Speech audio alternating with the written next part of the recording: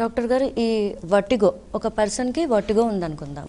So వాళ్ళకి కంప్లీట్గా cure అయ్యే ఛాన్సెస్ ఉందా, లేక లైఫ్ లాంగ్ అది ఉండిపోతుంది అని ఏమన్నా ఉంటుందా? అలా ఏం లేదు. వర్టిగో అనేది symptom, it is not a diagnosis.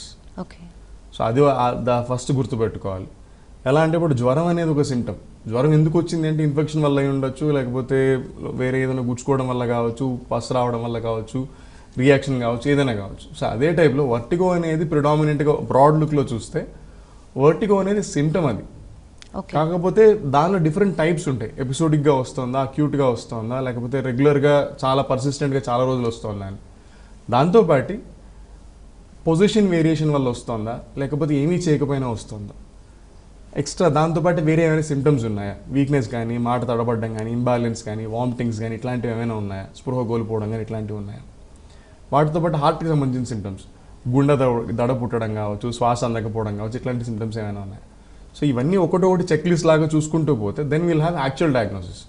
Stroke వల్ల కళ్ళు తిరుగుతున్నాయా, హార్ట్కి లో ప్రాబ్లం ఉండి బ్రెయిన్కి బ్లడ్ అందకపోవడం వల్ల కళ్ళు తిరుగుతున్నాయా, లేదా ఈ బ్యాలెన్స్ సిస్టమ్ ఏదైతే చెవులో అనుకున్నాము అది సరిగ్గా లేకపోవడం వల్ల కళ్ళు తిరుగుతున్నాయా. కొన్ని కండిషన్స్ ఉంటాయి, బీపీపీవీ అంటాం, అంటే చెవులో బ్యాలెన్స్ సిస్టమ్ కొంతవరకు ఎఫెక్ట్ అవ్వడం వల్ల కళ్ళు తిరుగుతాయి.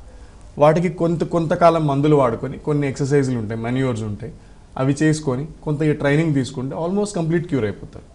సో ఎగ్జాక్ట్ కారణం ఏంటి అని ఐడెంటిఫై చేసిన తర్వాతే అది కంప్లీట్ క్యూర్ అవుతుందో లేదో చెప్పడానికి అవుతుంది. But again majority of the times it is almost reasonable. కొన్ని పర్మనెంట్ డెఫిసిట్స్ ఉంటాయి, బ్రెయిన్లో స్ట్రోక్ రావడం ఇట్లాంటివి, వాళ్ళకి కొంతకాలం వరకు ఈ వర్టిగో లేదా కళ్ళు తిరగడం అనేది ఎక్కువ రోజులు ఉండే అవకాశం ఉంది. ఓకే డాక్టర్ గారు, జనరల్గా మనకి ఒక్కసారి 2 సార్లు అనిపించినప్పుడా, లేకపోతే ఏ టైంలో మనం డాక్టర్ని కన్సల్ట్ చేయాలి ఇలా కళ్ళు తిరిగినట్టు అనిపించినప్పుడు? ఫ్రీక్వెంట్గా అవుతోంది, then you have to see definitely. అంటే ఎప్పుడో అకేషనల్గా ఒకసారి అయింది, లేదా ట్రాఫిక్లో పోతున్నప్పుడు, కార్ డ్రైవ్ చేస్తున్నప్పుడు, లేదా ఫాస్ట్గా నడుస్తున్నప్పుడు అయింది, అకేషనల్గా ఎప్పుడన్నా ఒకసారి అయింది, నాట్ సో సిగ్నిఫికెంట్.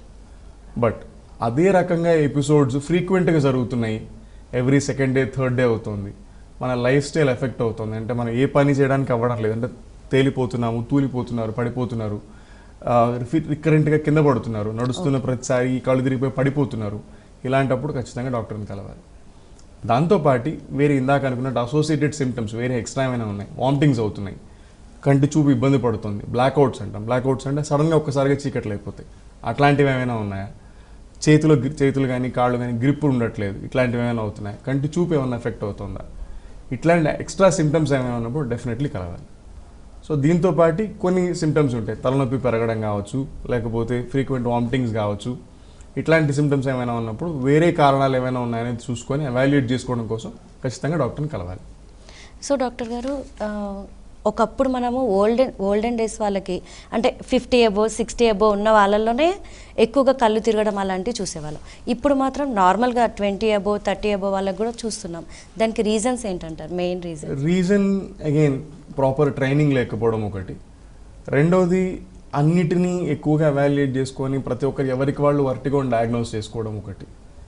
దీనికి వేరే కారణాలు చూస్తే ఈ బిజీ లైఫ్లో ప్రాపర్గా వాటర్ తీసుకోక డీహైడ్రేట్ అవ్వడం కావచ్చు, లేకపోతే టైంకి ఫుడ్ తినకపోవడం వల్ల కావచ్చు, బాడీకి ఎక్సర్సైజ్ లేకపోవడం వల్ల కావచ్చు, స్ట్రెస్ వల్ల కావచ్చు, మెడ ఒక ప్రాపర్ పొజిషన్లో ప్రాపర్ ఎర్గానమిక్ పోస్చర్ అంటాం, పోస్చర్ మెయింటైన్ చేయకపోవడం వల్ల కావచ్చు, ఇట్లా వేరియస్ రీజన్స్ మాట్లాడుకోవచ్చు మనం. ఓకే డాక్టర్ గారు, ఈరోజు చాలా విషయాలు తెలిసింది. వర్టిగో అంటే ఏంటి, అసలు డిజీనెస్ అంటే ఏంటి, రెండు ఒకటైనా, దీనికి బ్రెయిన్ స్ట్రోక్కి ఏమైనా సంబంధం ఉందా? సో చాలా విషయాలు తెలుసుకున్నాం డాక్టర్ గారు. Thank you so much. Thank you.